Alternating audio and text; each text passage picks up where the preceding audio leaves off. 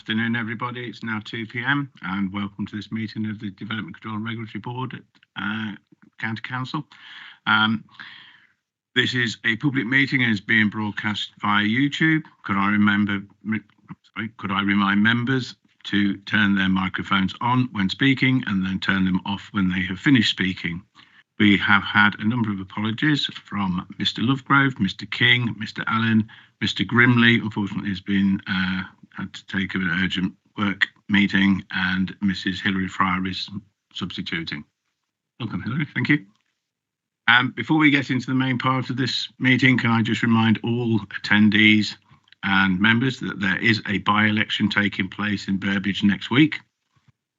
The guidance allows the planning meetings to go ahead during the pre-election period, but we do need to be careful that nothing is said in the meeting today that could be seen to be influencing the election or will impact on the integrity of the planning decision-making process. So we will move straight into the agenda. Agenda item 1 is minutes of the meeting held on the 4th of April 2024. Pages 3 to 5, I propose that the minutes of the meeting held on the 4th of April 2024 are taken as read, confirmed and signed. All agreed? Thank you, members.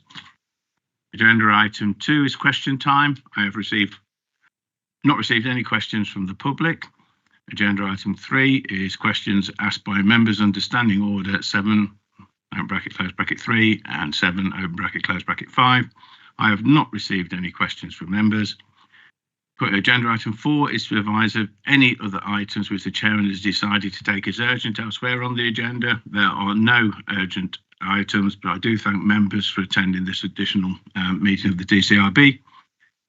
Agenda item 5 is declarations of interest in respect of items on the agenda.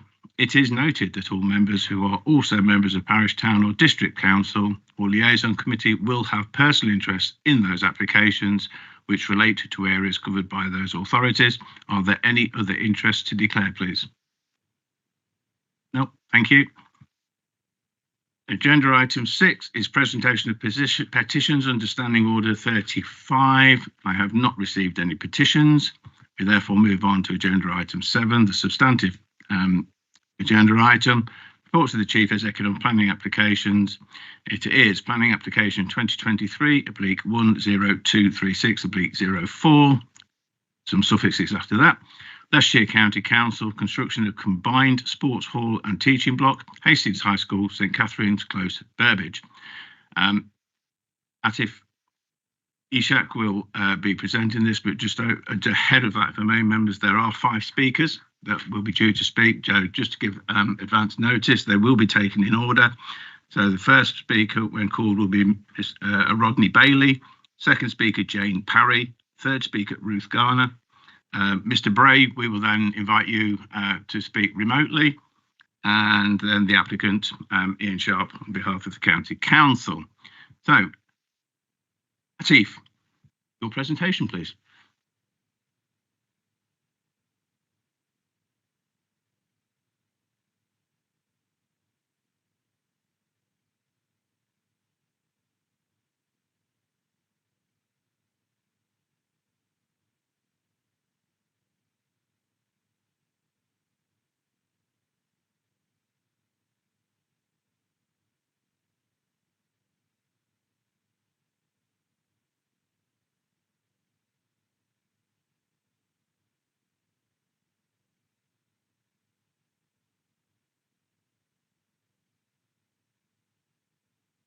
Bear with us one moment while we get the IT running.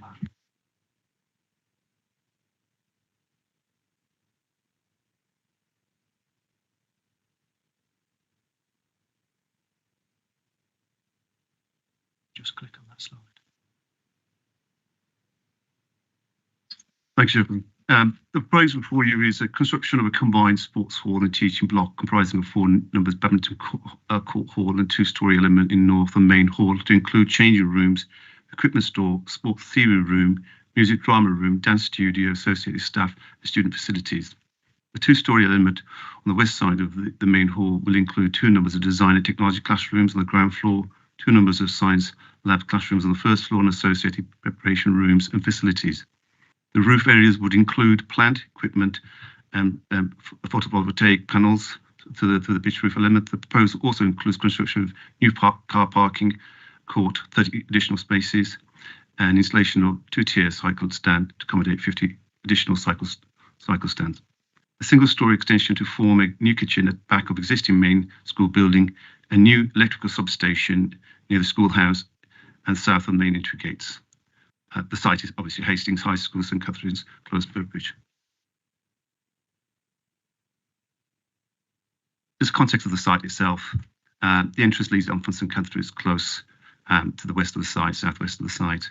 To the north is Dewport Road, bounding the site, Fairway and Hinkley Road further across. As you can see, the school site is primarily in the north element of the site with a large sports pitch area to the south. There's also a public footpath that runs adjacent Lash Hills path across from St Catherine's right down to Hinkley Road. There's a public park adjacent to the site as well. The general typography of the site rises from Catherine's Close to the school, where it levels off. Sports pitches rises slightly, somewhat about a metre, and it sort of falls towards Dewport Road as it's elevated from that side. This gives you a general context of the 5 key proposals. Coming anti-clockwise, the kitchen extension to the north, sitting behind the dining area, previously used as sports and multi-use function, now dedicated dining facility with a single-storey extension, approximately 10 metres by 6 metres, flat roof section. And then coming across to the other side is a substation near the entrance, fairly insignificant, 3 metres by 2 metres in dimension, and a cycle stand position off the access way into the site, and also a car parking area from previously, but it was submitted as original application. The layout has somewhat changed, altered, but the numbers are still remain the same overall. And the overall context of the sports and teaching block further across, as you can see outlined in red, in relationship to the fairway. The original submission was approximately sort of 10 metres from the boundary. The boundary is displayed somewhat, and now it's circa 14 to 15 metres at a distance from the boundary, with a significant mound and planting proposed around that area. Just context of the kitchen extension very quickly. You can see it's fairly subservient to the main block, sits in there, doesn't take up any parking spaces or any meaningful space other than storage areas previously used. Has 2 sets of staircases, one to allow access to get bins and waste out towards the kitchen, and the other is to allow for fire escape purposes at the main block. There is level access into the existing dining area. Closer look at the electric substation. You can see near the club, the now converted schoolhouse into offices, previously offices, and also part school. It takes up a parking space from previously occupied, but that is no longer, that's redundant in use. The cycle stand storage area has been repositioned and is in that location with 50 spaces. As existing, there's approximately 100 spaces for pupil cycling area with additional 8 to staff.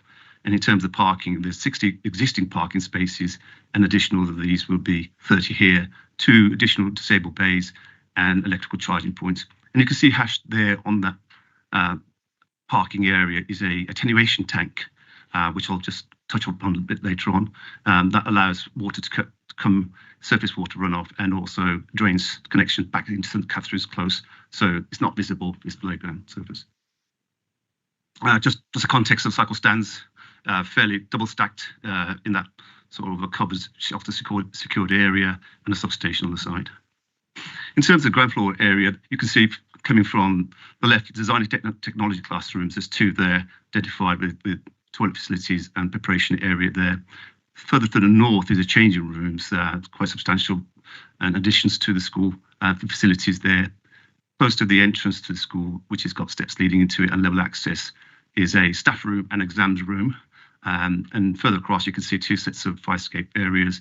On the ground floor, a point of significance, the orientation of the windows are primarily south, sort of southwest facing towards the school, the orientation, and facing into the sports pitch area, primarily on the right-hand side towards the fairway. There are fire escape exits, as you would expect the building of this type, but no windows, no elevations. Further towards the sports pitch, there's a single-storey element there for sports equipment, which can be accessed internally and externally, and a small exams equipment room, which I imagine the multi-use sports facility would accommodate. At first floor, two sets of science labs above the existing CT rooms below, just showing the detail, and again, fire escape additional purposes at first floor, exiting that building on the left-hand side. And classrooms and student drama studios on the north side, you can see there. And a theory room, two studio rooms and one drama room facility, and again, fire escape purposes. Again, no meaningful opening or outlook in terms of windows on the north or east side, and the context of the overall proposal. Just as an overview of the roof plan, there's a meaningful flat roof section across towards the classrooms, primarily to accommodate the air source heat pumps and also ventilation systems. And you've got PV panels on the main pitch roof of the overall structure. Just context of the overall elevation, the one above is the one facing the school itself. So there's connectivity with the school, there's easy access movement, and there's an interesting element of canopy and the red detail feature around it to give it prominence and distinctiveness. There are two variations of insulated grey panels in terms of light grey and dark grey. I think the lead for the light grey has been taken from the existing two sets of office classrooms on site, which are adjacent to the property. And to the south there, you can see the elevation adjacent with the fairways in terms of the overall context. Meaningful point of reference here, the overall height of the pitch has been reduced by 500 millimetres from originally submitted, and it sits 1 metre elevated from the existing sports pitch area, and for the overall finish floor level, and you can see the details there.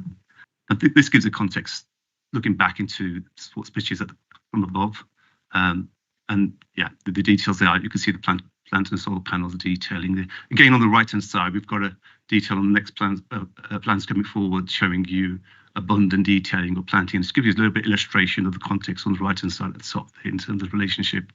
And the one on the south is the elevation facing the entrance towards the school.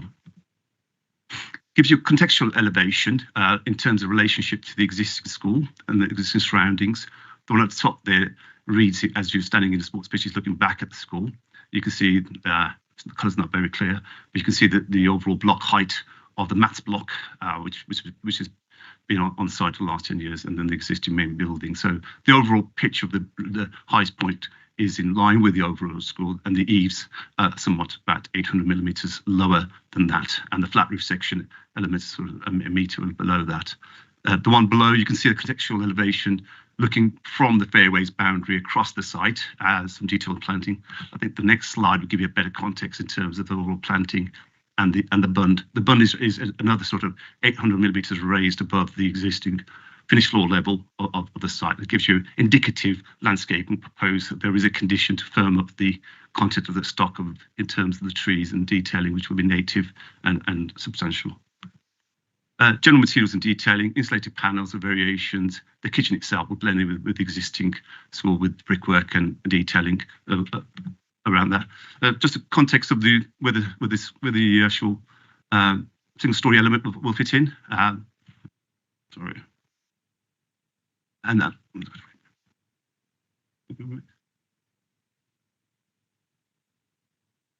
Yeah. And that lights there. So it just sits in that location where those containers are.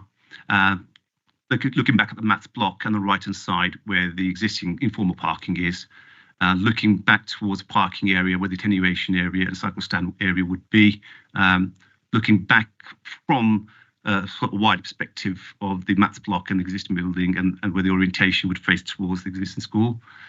Context from the mats block looking across towards the fairway boundary, give you an overall perspective. The site will lose about 9, maybe 8 trees now with a slight alteration in the plan overall. And that's looking further across the boundary with the fairway, the variations of bungalows and two-storey buildings. And that's a closer shot of that boundary. I thought it was important to show that relationship and the detail there. And that's a view kindly provided by number 20, the fairway, looking out, and members who visited the site got a appreciation of that. And that's looking across the two, the dwellings and that context to give you a relation. And I think where that the agent with the application standing in yellow there gives you a sort of idea where their footprint approximately would be to the overall relationship of the boundary. And that's looking back at the playing fields for me. An overall representation is received centered around areas of objection and concerns for lack of consultation, significance of the impacts on privacy and amenity, loss of outlook and views, loss of light, sunlight overshadowing, impact of scale of the building, the colour and finish overall, siting location of the building design, and appearance, height being excessive, increasing noise and disturbance from the use and activities, loss of trees and wildlife, and increased surface water runoff concerns, school potentially being oversubscribed in terms of numbers and capacity, increasing capacity of school, and traffic impact associated. I would say that these comments were as part of two lots of consultation that as a department we undertook, and the school took two lots of separate consultation in their own process.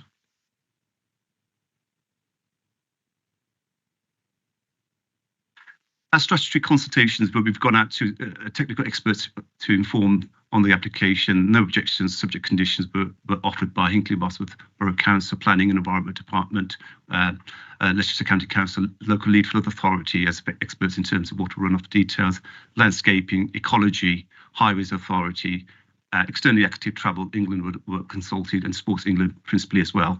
Severn Trent equally. An objection was noted from Burbage Parish Council on the subsequent consultation.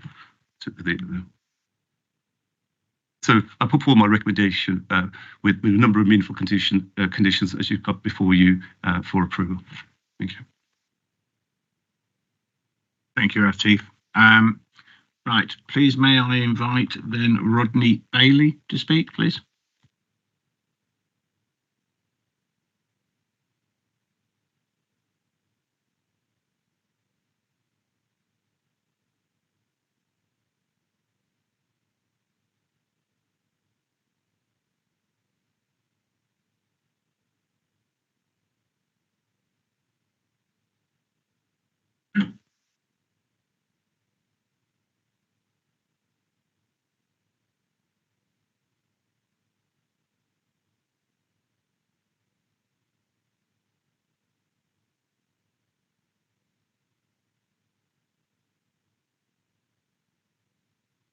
Okay. You've settled, Mr. Bailey? Right, thank you. So you have 3 minutes to speak. You and on my left will give you a 30-second warning after 2.5 minutes. If you press the button in front of you, it should turn red. And the floor is yours. Thank you. Right, thank you. The planning application for Hastings High School that you're about to consider is very important for both the school and some residents of the Fairway. The school will get a much needed extension, which we all support. But the view from some of the properties in the Fairway will be ruined forever. They will be faced with a very large, tall, ugly industrial building 15 metres beyond the bottom of their property, casting shadows over the gardens and in the houses. The school field is extremely large, and the new building could be placed right over the other side, where the nearest neighbours are so far away they would almost need binoculars to see it. But Sport England does not want to lose the use of one of 5 football pitches, even though I'm reliably told that all 5 are never all in use at the same time. There is spare land right at the bottom of the field. It's a very large field, as you've seen. This land at the bottom is uneven and boggy. There used to be a pond there that they filled in. But I'm sure that it could be drained and levelled, and that could then accommodate a football pitch. An added bonus of moving the building is that trees would not have to be cut down, although I note that some trees have already been felled in anticipation of the result of today's application. If you approve today's application, I would like you to please consider putting some restrictions on noise and times of opening, and it would also be good to ask the designers to improve the look of the side of the building. And that's me finished. Thank you. Right, if you could just stay there for one moment, Mr. Bailey. Members, any points of clarification for Mr. Bailey? Okay, Mr. Bailey, if you'd like to return to the public eye, thank you.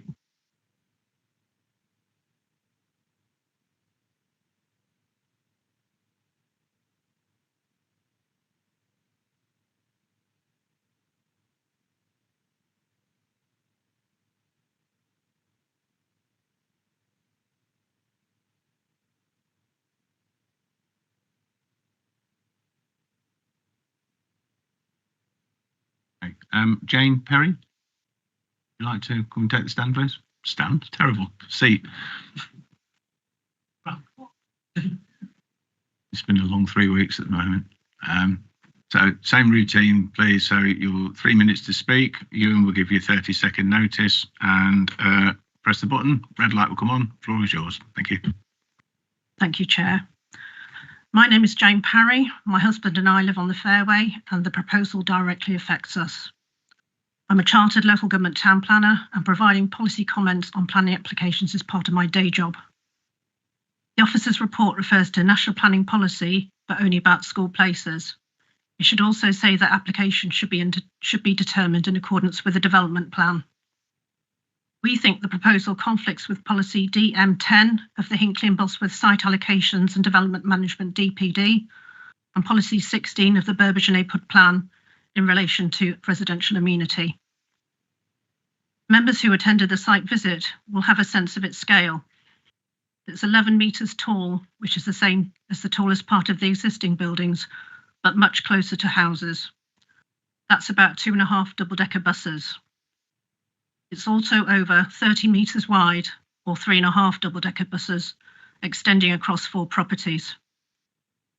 Despite minor changes to the appearance, it still looks like an industrial shed. It will be overbearing and significantly affect our amenity. We know we don't have a right to review. However, this will be like an Amazon warehouse. The design is not contemporary in a positive sense. It's not traditional, but neither is it beautiful or attractive. It's functional and bland and doesn't complement the street scene and locality. The Education Department should aim for high quality, beautiful buildings as required by the government. If the proposal goes ahead, at least give us something beautiful to look at, rather than something that fills us with despair. To quote a former colleague, education is notorious for not engaging properly. This is disheartening and not a reputation to be proud of. Reference to positive and proactive engagement was only internal. It didn't involve the residents who will be directly affected. This is contrary to the statement of community involvement, which encourages all applicants to engage early with the community. The original proposal ignored impacts on residents and was so far advanced that it's always come across as a done deal, with minimum attempts in the amendments to genuinely address our concerns. We felt powerless throughout the process and have had to fight for information and engagement. At least 2 mature trees close to our boundary were removed at the beginning of April, well before this meeting, and therefore preemptive of a positive outcome today, which is frankly insulting. We know that Education wants to open the new building next September, but we respectfully ask members to take our concerns seriously and request a redesign of the appearance to create an attractive and not just functional building. Finally, we'd like to acknowledge the support of Councillor Bray, Councillor Glenville and the Parish Council. Thank you. Thank you, Jane. The same applies. Could you just wait there for 1 second, please? And Mr. Charlesworth. Thank you, Chair. Yeah, you mentioned about community involvement. What consultation did you get from the County Council? We had a handwritten letter from the head that was sent to us, I think in September. It was a copy of a letter that was sent to parents to notify them that they were well underway with their consideration for a new building.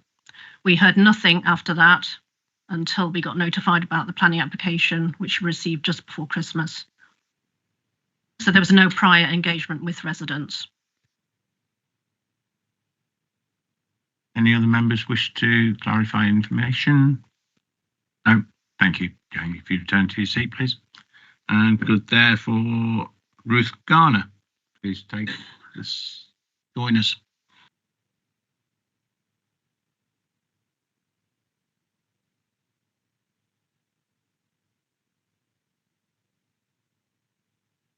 Same procedure, please.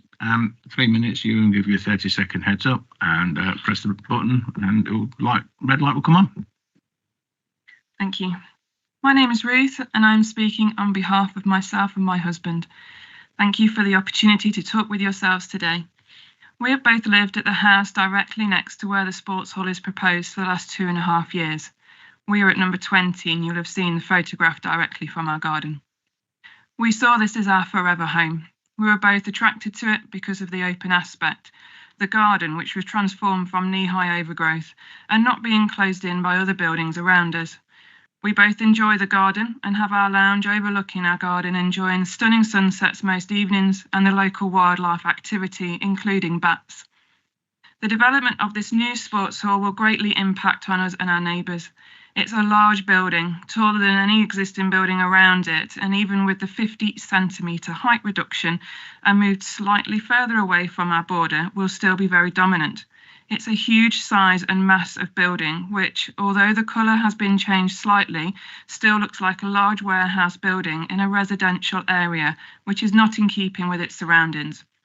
Furthermore, the size will create extensive overshadowing across our garden and property, reducing the light and enjoyment of our garden and home, also affecting the growth of our plants and, more importantly, our own mental well-being. Planting of the trees between the building and the garden goes a small way to reduce the unsightly outlook we will then have, but no clarity of the size or maintenance of the trees. We are concerned about the longevity of this attempt to camouflage what we feel is an ugly building. The noise is also a huge concern to us as the building will be used through school hours, evenings, holidays and weekends by all sorts of different groups.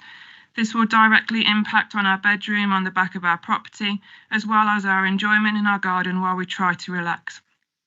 Although we're not against the expansion of the school, the way this has been handled feels is substandard, with total lack of consultation at the start and throughout, with meetings only for information after submission to planning. The small shift in location and appearance doesn't make a meaningful difference to the impact of our neighbours and ourselves, or reflect the local area. Alternative appearances and location of the building do not appear to be thoroughly considered. Option 2, which was closer to the car park, closer to the utilities and surely cheaper to build.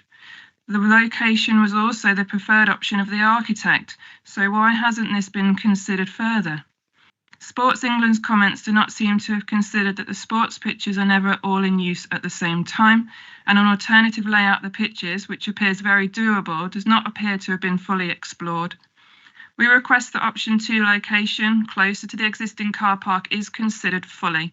If still deemed unsuitable, then please consider a more beautiful building for us to have to look at every day from our home and our garden. A building which won't impact on our amenity as significantly as this currently proposed building is our request. Thank you. Thank you. If you just wait there for a moment, please. Any points of clarification from members? Okay, thank you. Turn to the gallery, please. Mr. Bray, are you online? I am, Chairman. Thank you very much. Right. So, welcome, Mr. Bray. 5 minutes as ward representative, and the floor, the video, the room is yours. Thank you very much. Thank you, Chairman, for letting me speak. Also, I want to thank the residents who put their case incredibly well as well. Look, I want to say from the start that Hastings is an excellent school. It does have a good reputation, and most people across my division support, in principle, their need to expand to cope with increasing pupil numbers, but also the desire to provide excellent facilities for local children. However, as you've heard, there are a number of concerns with the application from people living closest to the site, particularly those people living in the Fairway and St Catherine's Close. As you've heard, there is a real concern about the lack of initial consultation. The application was submitted for determination some weeks before residents were invited to view the plans at the school and comment. This has caused a great deal of frustration and anger locally. If people had been engaged at the outset, many of the issues that now exist could have been avoided. So it is also therefore disappointing that having had a lot of negative comments at that meeting, and officers, which I'm very grateful for, agreed to go away and look again at the plans. But these were then again submitted for determination before they fed back to the residents about what they were doing. I understand the tight timescale, but people just feel that they've been treated with contempt. A number of options were considered, as the report says, and option 2, which placed the building nearer the existing mass box, is the preferred choice of myself, the parish council, and the residents. And it is my belief that with some mitigation of the remaining grounds, it would have still been possible to maintain the 5 pitches which would have satisfied Sport England. And it remains my strong preference that the County Council should explore option 2 and not proceed with these plans. However, if the board are minded to approve these plans, I'd have the following comments to make. Clearly, the height, massing, and industrial look of the building will undoubtedly have. Mr. Bray, can I just interrupt? Could you just stay a bit closer to your microphone, Sorry, please? You're drifting in and out. Thank you. Your final paragraph, what you were just about to start concluding with. Yeah. Okay. The height, massing, and industrial look of the proposed building will undoubtedly have significant impact on people living on the fairway. And whilst it is at a similar height to the existing school, it is much closer to the boundary and therefore will have greater impact. If the scheme is approved, I would ask that thought is given to softening the industrial appearance of the sports hall. Residents have suggested some sorts of cladding or other features to make the facade more attractive. The loss of trees is a concern. As you've heard, some of them have already been cut down. And it's vital that any trees lost are replaced, and that planting along the boundary is of sufficient nature to screen the development using at least semi-mature trees. I also think there is a concern that due to the lack of sunlight and poor drainage in the area, that any planting won't flourish. So therefore, I think we need to make sure that any condition makes sure that that planting is kept in perpetuity. The proposal includes wider community and extracurricular use of the school buildings in evenings and weekends. This is obviously welcome for many people across Burbage, but some consideration needs to be given to the residents who live nearby. I would also request that a condition is imposed that makes sure that the fire escape doors on the walls nearest to the fairway are kept closed during use unless there's an emergency. As it has been said, there's a concern about external lighting on the site. It was mentioned at the latest consultation meeting that only low-level bollard lighting is being proposed and no floodlight type security will be used. And this is welcome, and I welcome the condition on this. But as previously mentioned, a lot of these issues could have been avoided if residents had been consulted earlier. And I mean meaningful consultation, not just sort of this is the plan application. If people had been involved from the start with a blank sheet of paper and said, look, this is what we want to achieve, where is the best place to put it? And most of the problems we would have today absolutely could have been avoided. I thank you, Chairman, for allowing me to speak, and thank the residents again for putting their points of view. Oh, thank you for your very passionate representation, Mr. Bray. I'm sure all members have heard that. Are there any points of clarification from members with Mr. Bray? No, that's it. Thank you, Mr. Bray.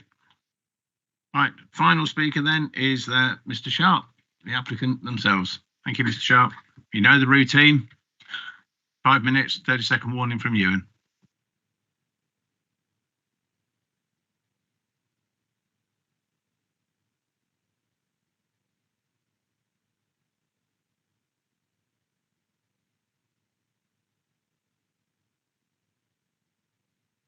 Thank you, Chair, and thank you for the opportunity to speak on behalf of Children and Family Services this afternoon at Leicestershire County Council. My name's Ian Sharp. I'm the Service Manager for School Organisation, and myself and my team, we have the statutory responsibility of the County Council to ensure that there are sufficient good places for education across the County of Leicestershire. I'm just going to spend the next few minutes talking about the need for the project and also what's being delivered to ensure that good education can continue at the school. Hastings High School is currently a good rated school with Ofsted and was last inspected in May of last year. Currently, there are 845 pupils at the school, and due to housing developments in the area of Hinckley and wider Hinckley, that has brought about the need for the school along with an increased birth rate. The increased birth rate has been going through the primary schools in recent years, and now we are starting to see that impact on the secondary schools in the area. There are 3 secondary schools in the local area within 2 miles of each other. They are Hastings High School, there are also Hinckley Academy, and there is Redmoor Primary School, and Redmoor Secondary School, sorry. A bit further afield in Earl Shilton is Heath Lane. So if you look at the 3 schools in their entirety, the actual numbers who are there at the moment is we have 3,175 places available across those 3 schools. And our current forecast data, which includes the birth rates coming through and also the housing development, which has planning applications approved, it means that in the next few years, we'll see a shortage of 400 places across the Hinckley schools. Now, 200 additional places are obviously planned for Hastings, and we've got a similar number being planned for Redmoor. So effectively, the extensions of those 2 schools will mean that we'll have a sufficient supply of good places across Hinckley. However, on top of that, Hinckley Borough Council are in the process of developing their local plan in preparation for submission next year. And there are already a number of applications coming through in addition to what might be brought forward in the local plan. So at the moment, we're planning on what we know is coming through and what is certain. However, there might be a need for additional places in the Hinckley area in the future. Having a closer look at Hastings High School on its own, currently their forecast is actually showing there will be a deficit of 200 places in the coming years. Now, Hastings High School is a popular school. Figures from this year's applications from parents applying to go into Year 7 is they had 368 applicants for 185 places. That was across all preferences. But when you just look at the first preferences and discard the second and third preferences, there were 181 applicants. So for the second year in a row, all children and their families who live in the catchment of Hastings School who wanted to go to the school have managed to obtain a place at the school. And that's the first time that has happened for a number of years. Going on to the facilities that are being provided, as a team, when we know there's a need for additional places, the first thing we do is analyse what they've already got. We compare that to the DfE guidance in Build Bulletin 103 to what they should have for the size school they're going to be. So this project not only delivers additional spaces to cope with the extra children, but it also delivers much needed places that were deficient in the original calculation for the school. So as we're aware, there's a sports hall involved. That is there primarily to help the school meet its curriculum needs. Importantly, it will be there to assist greatly with examination needs. Originally, the school was an 11 to 14 school. It's become an 11 to 16, and therefore GCSE examinations happen through a significant period of the summer term each year, and that will support that. And also, as we've said, it will be able to provide additional community facilities by being let out in out of school hours. This will also help the school with financial sustainability, because it's hard not to know that schools are struggling financially, and therefore this will make an improvement as well to their financial position. Other rooms that are being provided help meet the additional children and have been planned to make sure that Hastings School can actually continue to thrive, continue to be a good school, and most importantly, provide education for children who live within the catchment of it. Thank you very much. Thank you, Ian. Members, any words? Mr. Merry. Yeah, thank you, Chair. Is the Child Services Department responsible for consultation with the local residents when it comes to planning? That is normally picked up by the actual design team. And as was said at the first consultation, I apologise to members and residents that hadn't been picked up far enough in advance of the initial consultation. Something I've taken away to the design teams and property services and said that in the future we need to learn lessons from this and be better in the future. Okay, thank you. Any other queries, questions from members? Okay, Mr. Sharp, thank you. Return to the gallery. Thank you. Members, the floor is yours. Mrs. Fryer. Thank you very much, Mr. Chairman, and thank you also for the speakers for clarifying a number of points.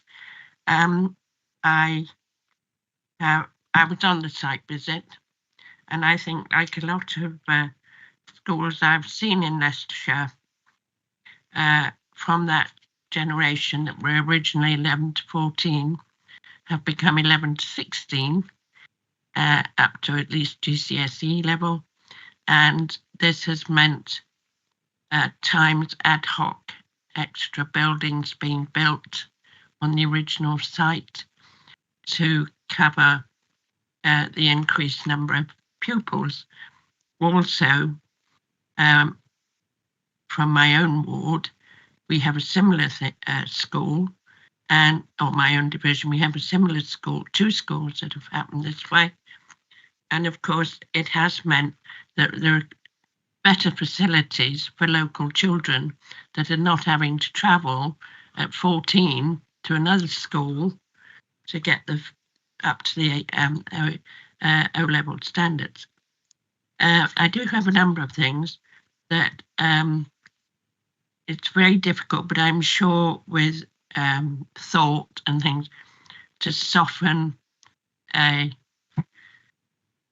hall, a sports hall, is not always easy, but if it can be looked at, mainly in the outer cladding or outer colouring or something, and probably to ensure, which I think I was told that's right, that there are no windows on the side facing the fairway, which I think is important.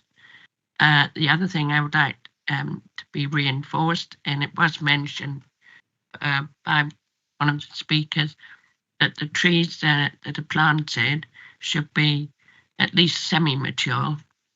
I don't think there's much point in putting in 1 metre saplings to help design, and I think they should go in as soon as possible, bearing in mind when is the correct time or the best optimum time to plant trees such as that. I take the point that some people would like it, would like it the other side of the campus, but I think it is important for teaching and for the pupils that the campus buildings that are used for teaching and also are kept as closely together as possible. Otherwise, you've got people travelling between buildings. And at its moment, I would like to say thank you very much. Thank you, Mrs. Fry. So for clarity, I'm going to talk to my experts on my right. We are only able to consider the application in front of us. If there are matters that can be conditioned, that is something we can consider.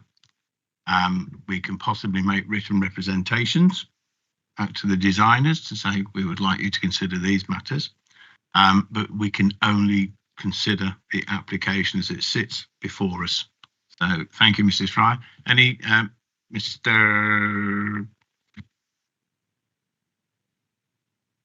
Indeed, thank you very much, Mr. Chairman. Obviously, we've had time to read this report at some extent to understand it.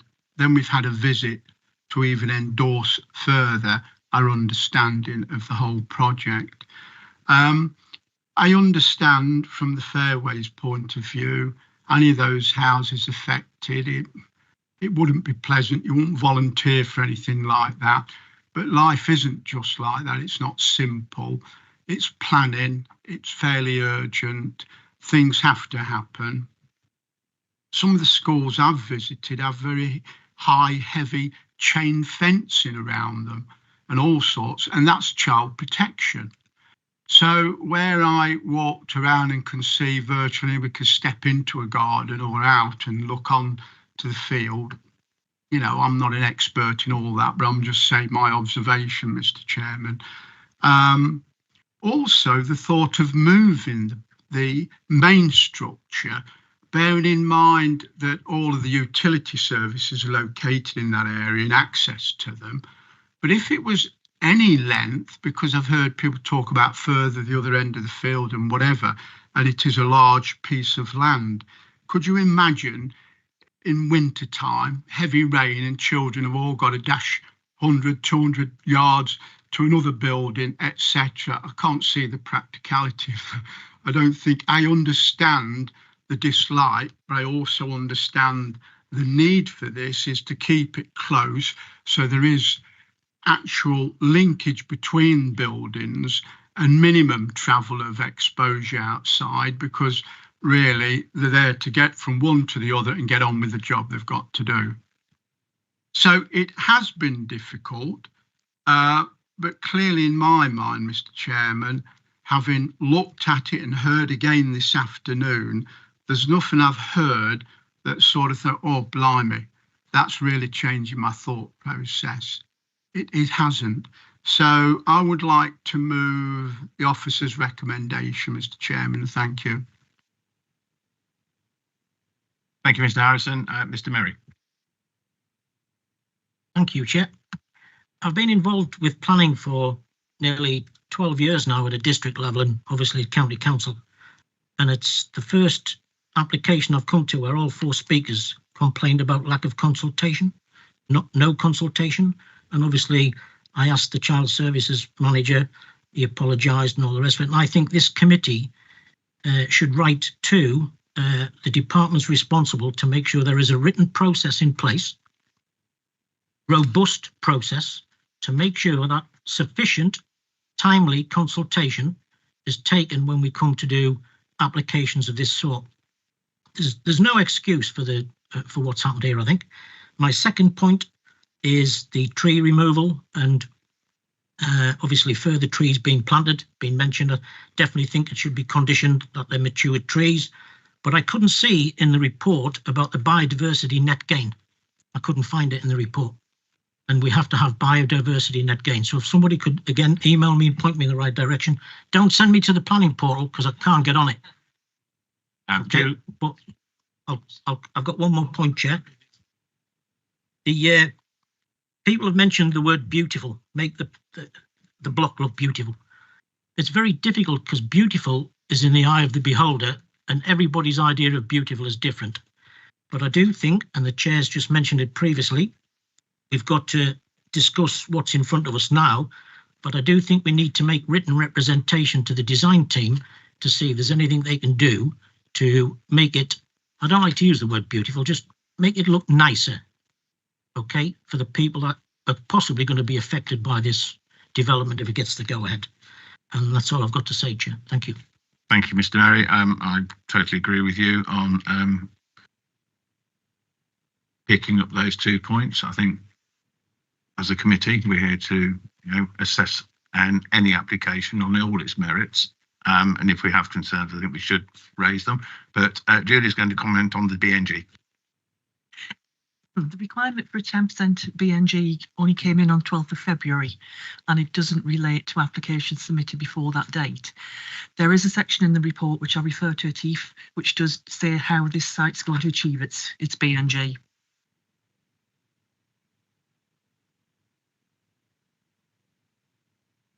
Okay. Mr. Bannister.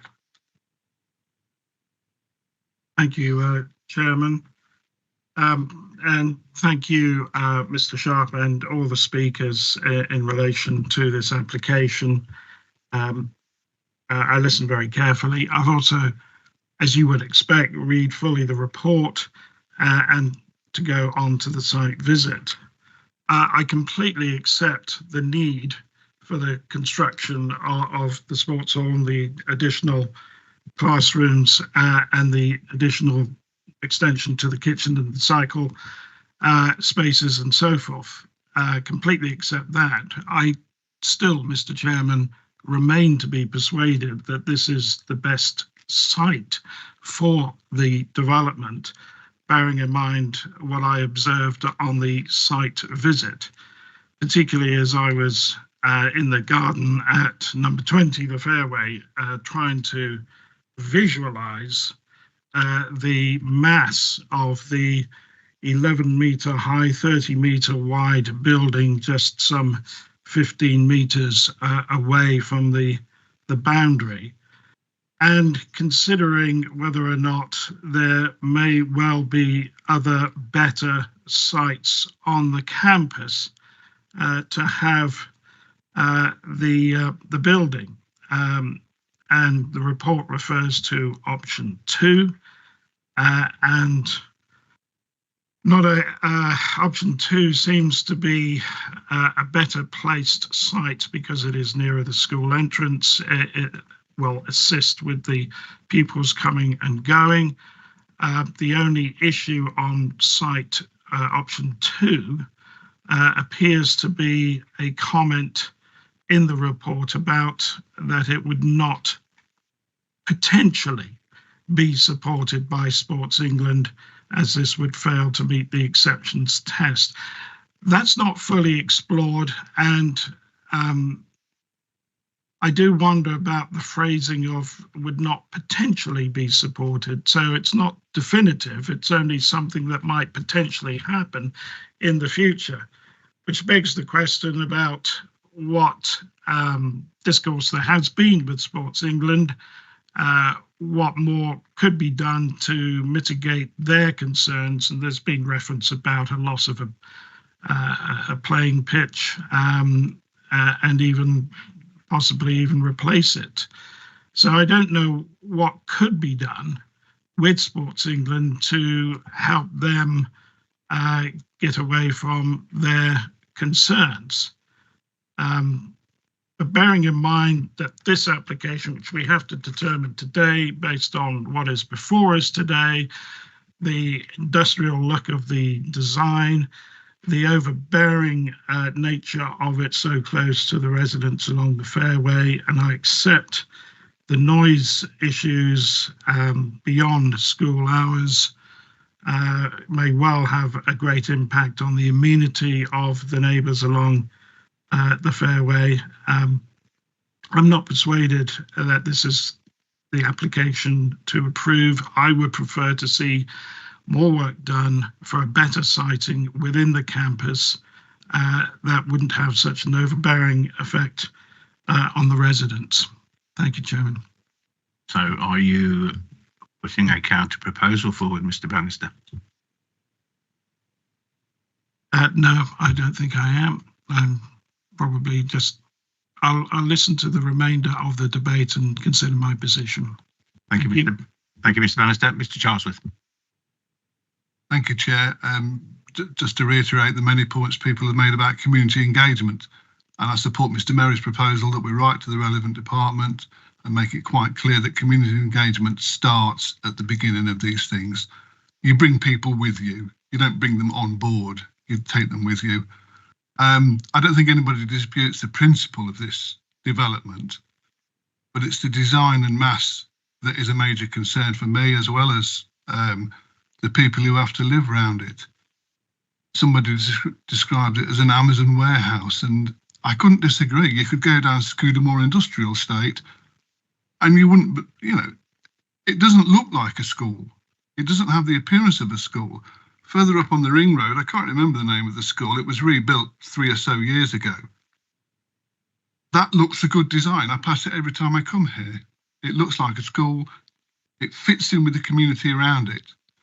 This doesn't. I know there's been some mitigation in terms of height, but it's not a nice building. And I defy anybody in this room that would accept it put up in front of their property. I don't think anybody would support that. So I have real concerns.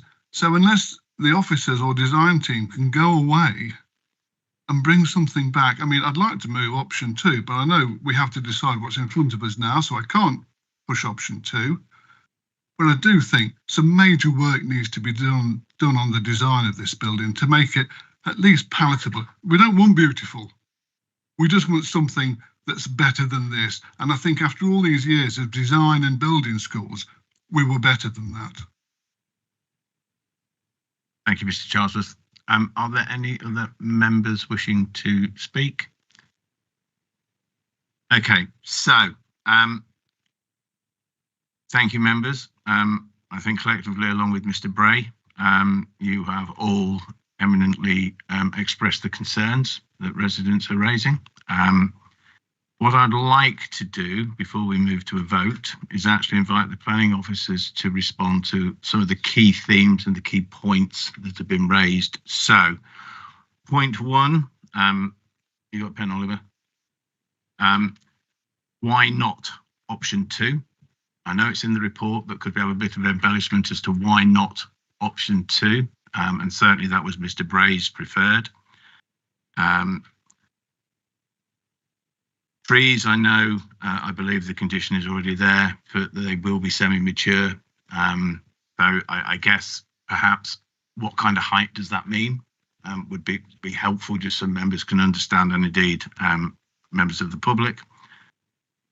I've just been scanning through and I cannot find, it may be there, but I can't see it, any condition on the hours of use outside the school hours. So that's that one. And then I think there's a resounding noise from this committee and from the residents that if this is approved today, then we would be requesting the designers to have a look at the detail and try and make it prettier, more beautiful, nicer, whatever that is, than a blank wall. I think. Have I caught members general? Yeah. Okay. So officers, over to you, please.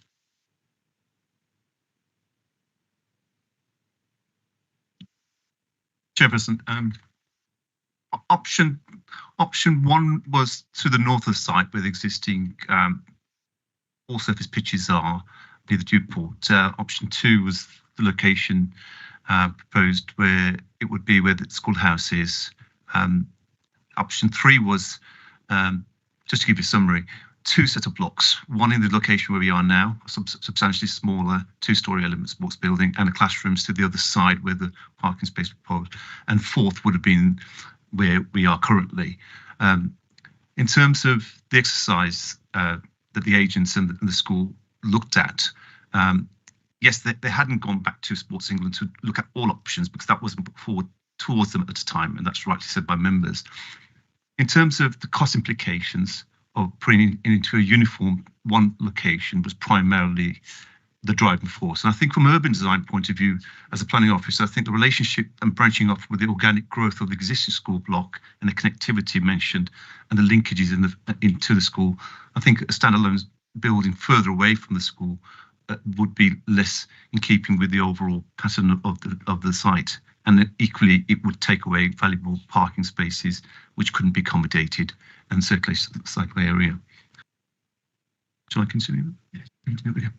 In terms of trees and maturity, I think we've got a landscaping condition on there. We've spoken to Wendy, our landscaper, and I spoke about the maturity of trees and the native stock that we would use that would be hardy. And equally, we could specify, and I'll look over to Ian and the agents, that we would give confidence that there would be mature and substantial trees. Okay, thank you. And in terms of the hours of use, I think there's a condition equally by Sports England as well as for the county to ensure that the community agreement is thought through considerately and carefully in terms of the hours of use, the movement of traffic and so forth, and the level of activity look through. So we've got a condition that we could give full consideration to that and ensure that any noise and disturbance and use and operation activity is managed. Okay, so thank you. So going back to the point that we can only consider the application forward before us today, we can certainly make written representations. I'm intrigued, Atif, on the community consultation about the hours, because we've clearly heard, and it's been supported by Mr. Bray, that the community consultation engagement was lacking. And that's been recognised by Mr. Sharp. What would that look like? Because if members are minded to approve this, I would like the residents to go away with an understanding of what that community consultation looks like.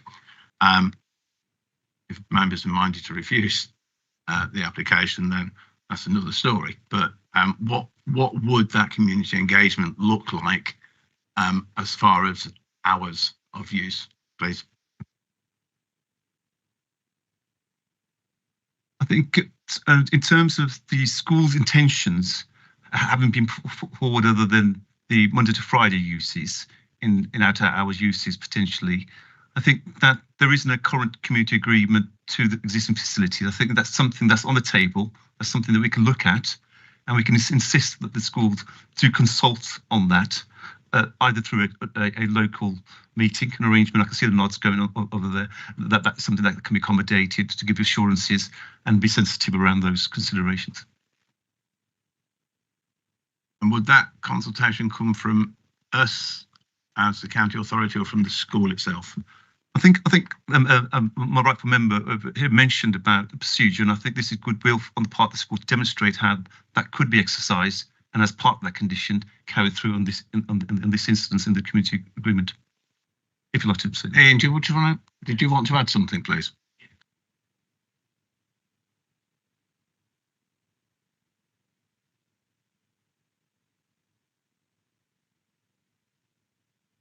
Thank you, Chair.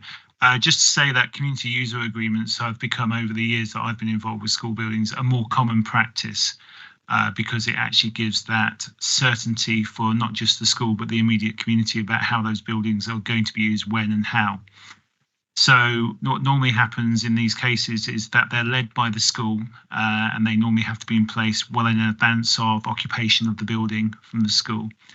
So what I would propose in this instance, that it is led by the school, but myself and my team will keep a careful eye to make sure that it's done in the most appropriate way, that members of the local community feel involved. The school are best placed to lead on it because they will have a better local knowledge of what clubs, societies and groups may want to use the facilities. Okay, thank you, Ian. You turn to the gallery.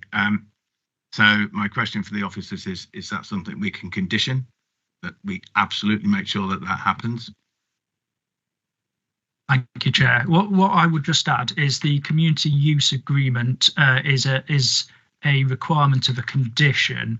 It's condition 4. So prior to occupation, a final community use agreement shall be submitted to and agreed by us. So what we've heard is about goodwill, about the school leading on this and engaging with the community. But there will also be a formal process where the use that will be, excuse me, the use that will be secured as part of the condition will be submitted to us. And what we can do as part of that formal process is to consult with the parish council and the residents that have been here today. So they are able to have their input in the final version and make representations on the final version that is submitted to and approved by us if we deem it to be acceptable. Thank you, Oliver. Okay, right. So, I'm trying to work out if there are additional conditions that we would need to add to Mr. Harrison's current proposal. I don't think there are. Okay. So, any further questions from members? Okay, members, there is a recommendation to approve the application. Is there a seconder? Mr. Merry? Mr. Bannister, have you decided whether you wish to put a counter proposal forward? No, I'm happy for this to go to the vote. Thank you, Mr. Bannister.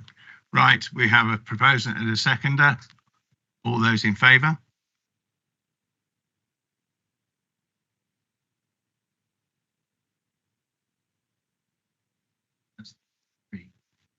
Mr. Coxon put his hand up. Okay.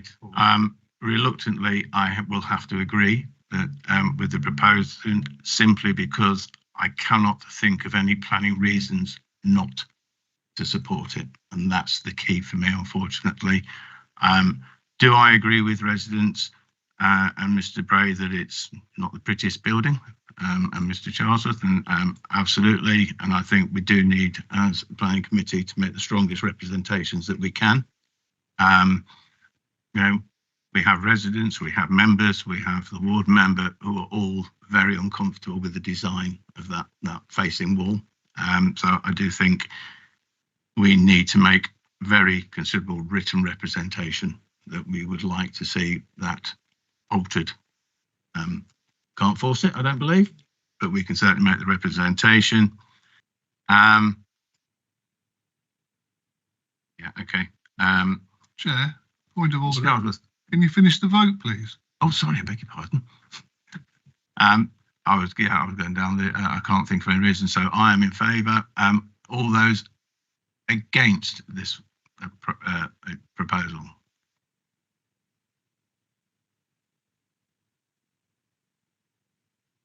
And any abstentions? Thank you. Okay, so the application is approved with the conditions existing, and please, those written representations from this committee to the various teams. Okay, so we move then on to agenda item 9, which is any other items which the chairman has decided to take as urgent. There are no other urgent items. Therefore, agenda item 9 is the chairman's announcements, which is the next meeting of the DCRB is on the 30th of May 2024 at 2 p.m. And I now draw this meeting to a close. Thank you, everybody. Thank you, members of the public. And thank you, Mr. Bray, online.